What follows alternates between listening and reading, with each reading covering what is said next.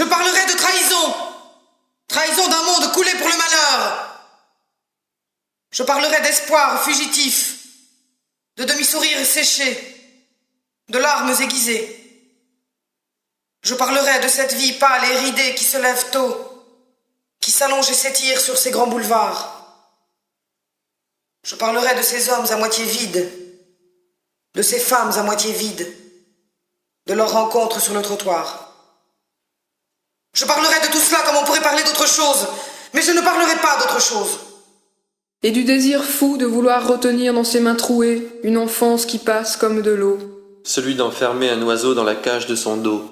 Pourtant, je sais que l'on ne vit ni d'amour ni d'eau fraîche. Alors, où est la solution? Sans doute devenir rapace rapiécé. Un rapace qui se nourrit de chair, avec des bouts de peau toutes ridées et des ongles d'acier. D'acier trempé dans le sang bleu de l'innocence. Non. Je tiens avant tout à ma blancheur de poète vierge. Mais dans la réalité présente, je sais aussi que je ne peux pas me permettre d'accoucher un enfant sauveur. Je ne vous proposerai donc que des mots. Des mots qui n'ont pas attendu 33 ans pour aller se crucifier.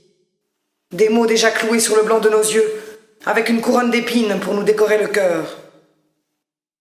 Ce qui nous manque, c'est la passion. La passion qui nous décollerait la couche de crasse que nous avons sur le cœur. Une certaine folie de non savoir vivre. Une révolte de sang, de sperme et de nerfs. Les larmes au bord des yeux, le crâne comme un obus, la douleur, la jouissance du soleil. Ce qui nous manque, c'est l'oubli et son horizon tout neuf. La pluie et ses vagues de mélancolie. La lumière et son épée. Les lumières tamisées, le sexe comme une paupière. La passion du théâtre, de la vie, de la grande comédie avec tout le tralala. Mais revenons à la réalité présente.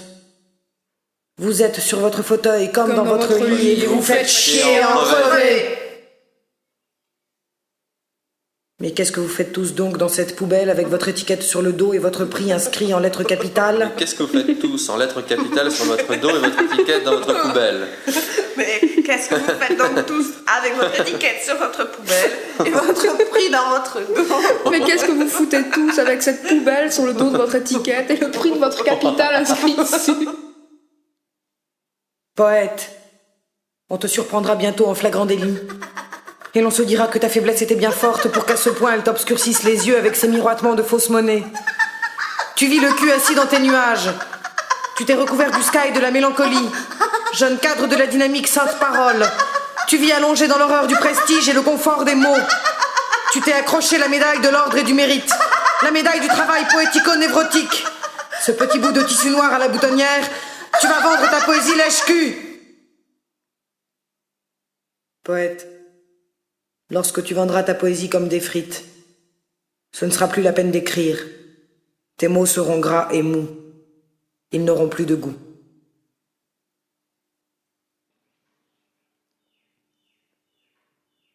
Mais si le soleil te fond dans la gorge comme un sucre chaud, si ta vie est comme une fleur molle et allongée sous le baiser du vent, si tu te fais lit de parfum, alors tu es poète. Et les hommes et les femmes viendront à toi pour y dormir, pour se vider de leur dégoût, de tout leur vide. Ils viendront s'emplir de ta musique chaude et gluante qui leur collera dans les oreilles. Tu seras comme un parfum de bonheur. Je vois la mer blanche et laiteuse, le soleil rouge, une grande traînée sur le bleu du ciel. Je sens la main du vent, là sur mon corps, la bouche du soleil sur mon sexe, et je me demande quelle est la raison de cette fuite, ce refus des vraies valeurs. Suis-je donc seule à parler de l'incroyable, seule à me sentir sœur et fille des étoiles? Les jours passent à la vitesse grand V. V comme victoire au Vercingétorix. Je suis le chef de cette armée qui n'est qu'un moi suspendu entre deux batailles. Un moi qui se demande ce qu'il fout sur cette putain de terre, les pieds dans le Gulf Stream, la tête dans le Gulf Stream. Je pêche des idées, du poisson quand il y en a. Bientôt je serai comme cette arête, un reste de succion déposé dans l'assiette. On m'aura jeté une larme de citron en disant « Il est bien bon mais un peu fade ». Un peu fade, peut-être. C'est à cause de votre pollution qui m'a retiré tout le goût. Tout le goût, tout d'un coup. Le goût de vivre, le goût de plaire, le goût de rire. Ainsi les jours passent et je demeure. Sur le pont Mirabeau court la haine. Et moi je suis là avec ma tendresse qui déborde de mes yeux, de ma bouche, de mes poches. Avec ma tendresse à revendre à la poissonnerie du quartier. Avec ma tendresse mise au congélateur pour les longues soirées d'hiver. Je pense aux rêves de fumée, de cheminée, de boue empaquée, de pluie, de clous, de slogans vissés dans le crâne des gens. Je pense à la folie de ce monde affamé, à son haleine déjà sentant un peu la mort, au râle de notre vieille cité de fer et de misère. Moi qui suis assis dans la réalité secrète, à 4 pas du vide collectif, je vogue sur le délice. Ici le vent a tout brûlé, le sel usé le ciel, la mer a repris son droit de mer, l'homme sur son dos est à sa dimension. Fourmi marine, fourmi laborieuse et gonflée du plein silence des infinis. L'homme ne se viole plus. Il vit de la découverte de ce qu'il a toujours été. Un élément de mur, une pierre, une vague, une goutte de cette vague avec en plus l'immensité du songe. Je pourrais évidemment vous parler de la mer, dire Qu'elle est belle, Qu'elle est bleue même. mais pourquoi, puisqu'il n'y a plus personne pour la regarder? Les gens font trempette, en sandalette, de peur de se couper les petits petons. d'autres vont mouiller leur bedaine en discutant des effets bénéfiques des courants marins sur leur adiposité proportionnée. La plage est devenue l'étalage de la plus grosse rôtisserie du monde. Il y en a pour tous les goûts, et chacun se trimballe avec son étiquette autour du cou. Et ça marque au fer rouge sur le cul. V. V comme vacancier. V comme va qu'en chier. Homme libre. Toujours tu chériras la merde puisque tu es né dedans. Qu'on t'a élevé dedans. Avec de temps en temps des petites remontées à la surface pour ne pas étouffer trop vite. Et ta fausse liberté qui te tire vers le fond. Ta liberté politico-syndicaliste. Ta liberté revendiquée. Ta liberté licenciée. Ta liberté fleur de béton qui t'écrase dans le fond. Non, homme libre, jamais plus tu ne connaîtras la mer, car elle n'existera plus que pour les aliénés de la beauté.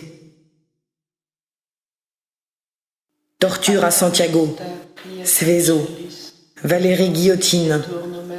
Encore des rêves qui s'éloignent à grands pas, des espoirs écorchés vifs, et les cris, et le bruit des bottes qui résonnent sur nos têtes. Je reste persuadé pourtant d'un paradis sur terre. Un paradis de fleurs comme cet oiseau au sexe multicolore. Un paradis de mousse et de femmes élastiques bien vivantes, avec des yeux, des cheveux, des seins. Je reste convaincu d'un amour parfait avec tous nos concitoyens à poil sous la lune, à s'émerveiller de leur transparence, de leur ressemblance. Et vous, vous restez convaincu que rien de tout cela n'existe, et je vous chionnais. Lorsque je vous vois passer dans la rue, j'ai l'impression que vous êtes tous des singes, prisonniers de votre personnage de singe. Vous passez votre vie à faire des grimaces pour essayer de vous séduire. Et lorsque vous vous voyez dans un miroir, vous avez du mal à vous reconnaître et à admettre votre visage d'homme civilisé. Quand reprendrez-vous donc votre visage de bête? Le vent, la mer, ça te refait un homme en 3 coups de cuillère à peau. Tu prends une grande baffe de bonheur et te voilà changer du tout au tout. Tu jouis de tes courants d'air, tu ne peux plus te reconnaître. Non, ce n'est pas moi, cette femme ivre de plaisir, cette tête pleine de vent et de chansons fraîches, le fond du crâne voilé par un écran de tendresse. Je rayonne, je pète la joie. C'est bien le bonheur qui me passe par les oreilles, le bonheur fou, délié, impalpable, le bonheur tout en griffes, tout en gifle aux doigts d'air. Et dire que dans cet hospice, il y a des centaines de gens en train de mourir à demi desséchés par le vent de l'ennui. Des centaines de gens qui ne peuvent plus choisir de vivre vite. Des centaines de gens qui moisissent comme des raisins secs. Des centaines de gens qui se disent « Quelle connerie cette vie balancée par la queue, cette interminable vie de fruits usés. » Mais vivez, vivez donc. Appréciez la douceur de vous retrouver chez vous. D'éplucher lentement une pomme de terre en pensant à tout et à rien, à la journée passée. Faites du silence votre allié. Glissez-le jusqu'à votre corps. Sentez-le dénouer vos muscles, délier vos épaules. Respirez. J'aimerais tant vous entendre parler de la beauté des femmes, du contact de leur peau comme de l'eau, de la morsure de leur sexe, de leur lumière qui vous envahit, du jardin de leurs souvenirs, de ces fruits juteux et gorgés de soleil, de l'odeur de bonne confiture et des plats à racler avec de grandes cuillères en bois.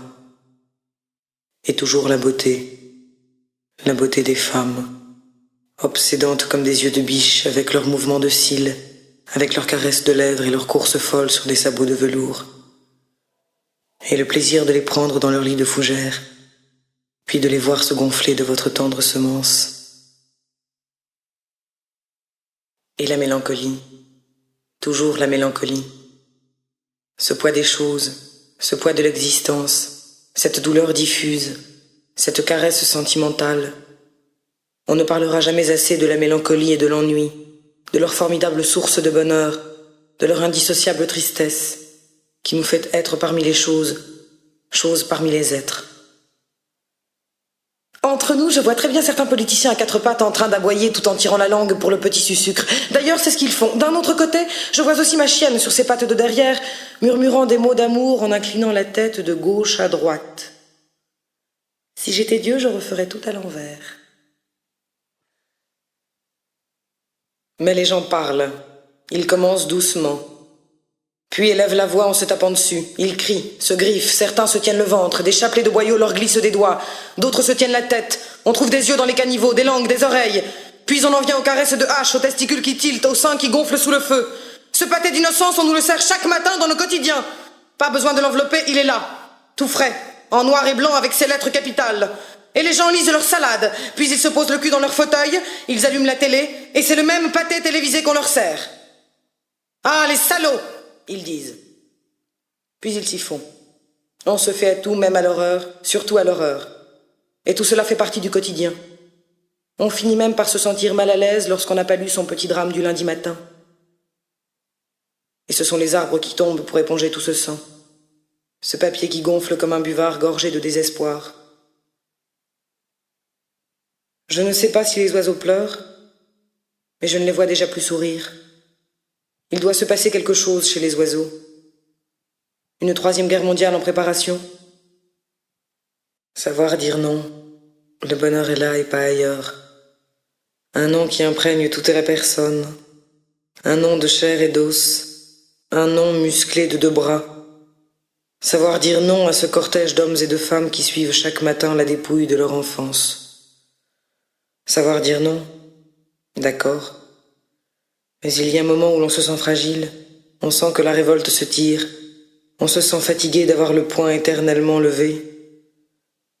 Alors on se dit que la vie passe comme elle peut, que ce n'est pas de leur faute à eux s'ils se la coulent douce, et que si pour toi elle te reste coincée dans le gosier. C'est de la faute à personne si machin est machin et que machinalement ils font des petits machins. C'est peut-être de la faute à Dieu. Mais Dieu, pour le voir, il faut se lever de bonne heure. Et encore, on n'est pas sûr de le trouver. Alors à qui faire des réclamations si le constructeur est invisible? En panne. Je suis en panne parce que le fait même d'avoir été construit, ça me dégueule. Parce que le fait d'être une machine, ça me grille les circuits. Parce que je voudrais être cette liberté volante, et non cet assemblage de peau et d'os qui tient plus du robot que de l'oiseau. J'ai lu sur le papier mâché de ton visage les horaires de notre vie. 8 heures, lever. Grand froid sur la peau. Les pieds sur le carrelage. Puis jusqu'au coucher, la rue. La rue pavée de ses trésors, ses yeux d'émeraude, ses souvenirs à deux pattes, à quatre pattes. La misère en cravate et l'horreur du plaqué or. J'ai lu sur les passages cloutés l'envers de la révolte, les pointillés de la raison, la passivité en souliers noirs, cirés, pointus comme des lances, avec des lacets bien dans leurs plis. J'ai lu toute la tendresse du monde dans les yeux des chiens. Puis j'y ai lu la peur des chats noirs, alors je me suis pendu aux bretelles américaines des skinheads. Je me suis mise à parler des étoiles et de la profondeur des temps vivants et des temps morts qu'on ressuscite, des souvenirs immobiles pétris de nos deux mains de chair. Je me suis assis sur une chaise comme sur un nuage, j'ai vu l'immensité des hommes, j'ai reçu leurs paroles comme de l'écume, Alors je me suis mise à rêver pour ne pas avoir à pleurer. J'ai rêvé toute ma vie pour le plaisir de vivre. Rêve. Rêve d'un soleil comme une éponge. Rêve d'un manteau d'algues, d'une cape de peau percée de balles de ping-pong. Rêve d'un tigre et d'un crapaud en caleçon de bain. Rêve de Jésus-Christ en bonnet de nuit. Rêve de Mao ressuscité d'entre les morts, Mao noir avec un anneau dans le nez. À droite du réel, sous la voûte du souvenir, il suffit de se baisser pour s'emplir d'une cascade de mots, d'un torrent de violon qui vous emporte les doigts. Je me souviens d'un printemps bleu avec des cordes de guitare qui pendaient des fenêtres. Je me souviens de longues attentes, de demi-songes séchés, de femmes à vapeur avec leurs noms tatoués sur leur coque d'argent, de femmes en forme de sein, en forme de cul, avec d'énormes bouches comme des nids d'hirondelles. J'étais là, avec mon long tuyau de rêve entre les dents, mes deux grands yeux bleus pour m'éblouir de la vie. Je me souviens aussi d'une femme en forme de parfum, une toute de narine que je respirais par le nez de mes mains. Je me souviens m'être couché près d'elle et de n'avoir su résister à l'idée de lui mordre la fleur. Je te vois juteuse, pulpeuse, ton carré d'ombre entre les doigts. Entre nous, tu aimes bien ça? L'amour fleur bleue, ô bénite, non. Ce que tu aimes, toi, c'est la fleur de tripe, et moi, ce que j'aime, c'est ton petit soleil noir et son sourire en coin qui me dit qu'il aimerait bien se faire cueillir. Au fond, on est fait pour s'envoyer en l'air. Et le délice de ce soleil flottant comme un nuage jaune, l'œil de la mélancolie et la mâchoire ouverte de l'ennui. Il y a dans nos nuits de Cambouis des peuples de fantômes drapés de peau blanche, velus comme des singes. Il y a au bout de nos pipes de longues vallées de rêves, des années de chevauchées fantastiques, des cow-boys électroniques qui se piquent et qui tiltent. Il y a sur nos prairies fumeuses des jeux de mots inscrits sur le ciel, des jeux de mots gris sculptés par le rythme de couverture sur de grands feux indiens. Puis après, longtemps après, restent nos deux corps débarqués de leur grand voyage. Rêve. Rêve, je m'évapore sous le soleil de tes mots. Je deviendrai tes larmes et ta rosée, et le bonhomme de neige de ton fils avec une carotte à la place du nez. Il y a dans le plaisir de rêver toute la volupté de l'œil attentif, un velours lisse entre l'extérieur et moi, une pénétration douce et vaporeuse. Je vous dis que la vie est là, dans l'ivresse du paysage bu comme un nuage. Mais la solitude, me voilà seul avec ma solitude glacée qui me pend entre les jambes, seul avec mon sexe chaud, ridicule. Je ne suis donc que poète, cet artisan bauché du verbe. Je vivrai pourtant encore longtemps, entier, encore des millions d'années-lumière, avant que la mort ne coagule le sang de mes mots écorchés. J'exploserai encore des milliers de fois, avant de me terrer dans le silence de ma pierre. Avant de n'admettre que de toute évidence je ne suis que mortel. Je me découvrirai encore, fleuve impétueux, sous l'arche de tes hanches, et même, plus tard, je laisserai la trace de mes combats, la forme de mes blessures. Alors, moi qui porte en moi toute la force du silence, je ne suis donc qu'un infirme de la vie,